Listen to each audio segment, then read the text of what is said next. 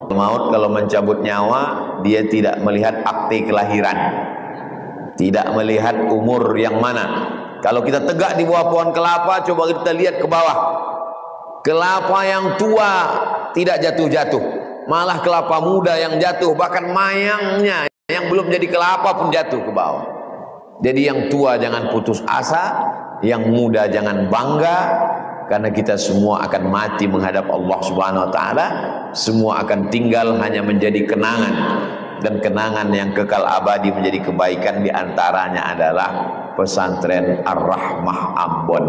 Saya ingin dari pesantren Ar-Rahmah Ambon, orang Sumatera tahu bagaimana Ustadz Somad di wilayah timur Indonesia yang mengirimkan santri ke Tarim Hadramaut melalui murid Habib Umar bin Hafiz, langsung sanadnya adalah Ar-Rahmah Ambon, dan sekarang sedang belajar. Berapa orang yang sedang di sana, Habib? 9 orang dari Papua satu. Kesempatan luar biasa. Saya bilang ke istri saya mau anak kita ini nanti hafal Quran, habis hafal Quran dia belajar bahasa Arab, setelah itu kita kirim ke Tarim Hadramaut. Kenapa tidak kita kirim ke Mesir, dia tanya. Karena saya lihat dari beberapa habib yang saya temui, saya menemukan sesuatu yang luar biasa, dari cara berpakaian, dari adabnya, dari akhlaknya. Saya mau anak saya belajar di Tarim Hadramaut. Ternyata anak bapak ibu sudah 9 orang berangkat di sana, dan melalui Ar-Rahmah. Alumninya akan pulang kemari belajar agama. Kami nggak mau anak kami sekolah agama, Pak Ustadz. Saya tidak mengatakan semuanya berangkat ke Tarim, tapi dia belajar agama di Ar-Rahmah. Dia belajar adabnya, belajar zikirnya, belajar akhlaknya, belajar akidahnya. Masalah nanti tamat dari Ar-Rahmah, dia mau jadi dokter, mau dia jadi pengacara, mau jadi polisi, mau jadi apapun. Orang kalau berilmu dia tidak akan terprovokasi. Kita tahu Ambon punya sejarah masa lalu. Hati pernah terluka. Orang yang hatinya pernah terluka, walaupun dijahit, disembuhkan, tapi bekasnya tetap ada. Kita tidak mau terulang yang tidak baik. Perang itu menang jadi arang, kalah jadi abu. Tidak ada untungnya sama sekali. Maka untuk mencegah itu semua adalah menanamkan pendidikan agama. Saudara kita tentu agama mereka, sedangkan anak-anak kita ditanamkan pendidikan agama Islam. Bagaimana bertetangga, bagaimana berkawan, bagaimana bersahabat. Sehingga kalau kayu itu basah, setengah mati orang mau menghidupkan mancisnya, menyiram bensin, dia tidak akan menyala. Kenapa? Karena kayunya basah. Tapi Allah membalas kita dengan sesuatu yang di luar pikiran kita.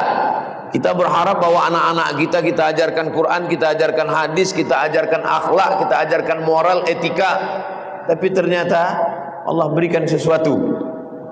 Ada saudara kita yang di seberang sana menjadi duta dari Ar-Rahmah, yang akan menceritakan bagaimana itu Ar-Rahmah. Sehingga kalau ada fitnah, oh ini Ar-Rahmah adalah jaringan teroris, mengirim dari sana, apalagi ustadz yang datang ini ustadz radikal namanya Abdul Somad. Itu selesai oleh Bang John, insya Allah selesai.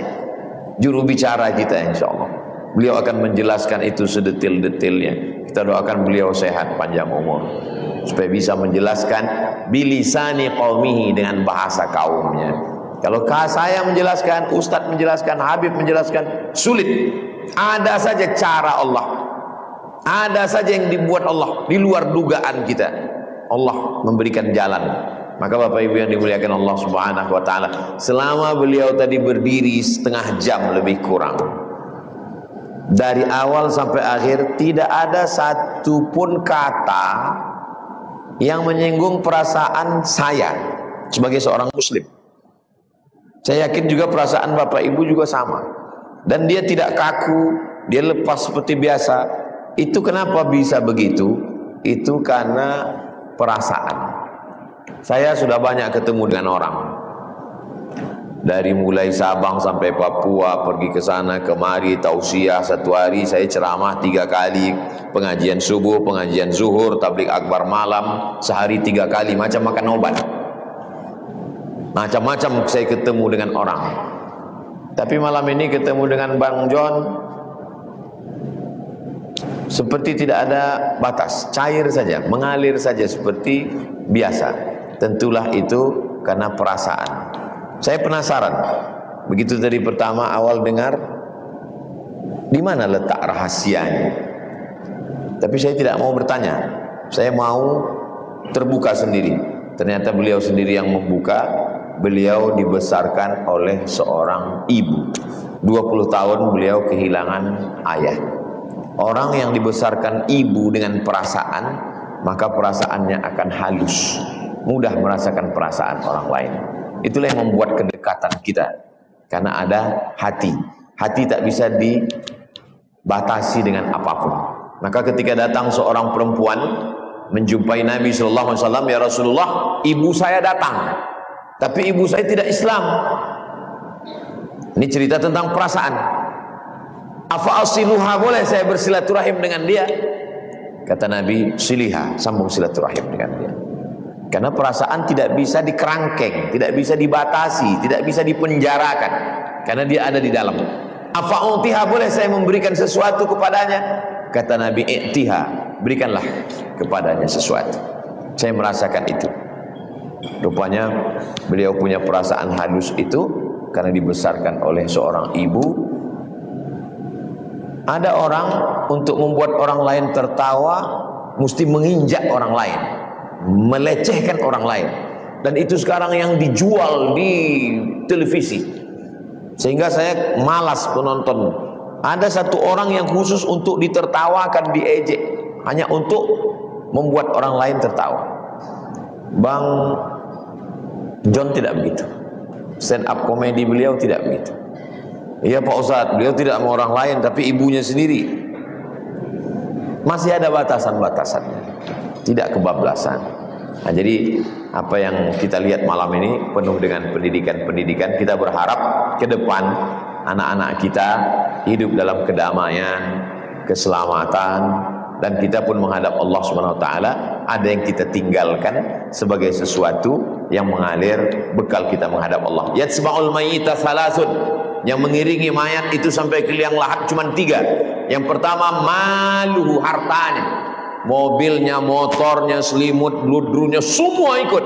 Yang kedua, ahluhu, kawan, sahabat, satu alma mater, satu kampung, satu jamaah, semua ikut.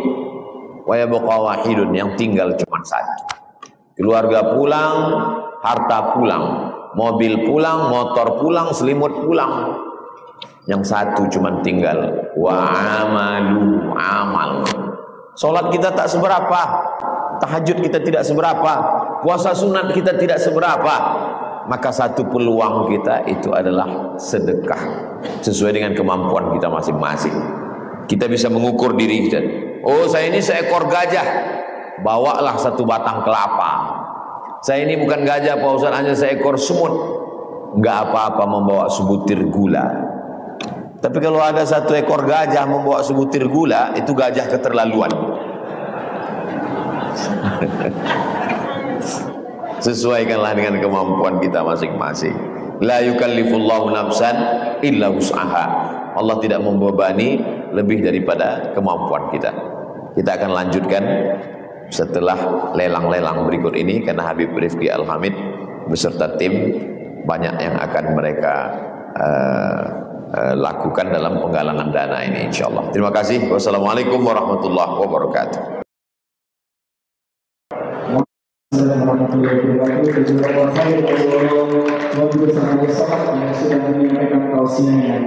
Baik, para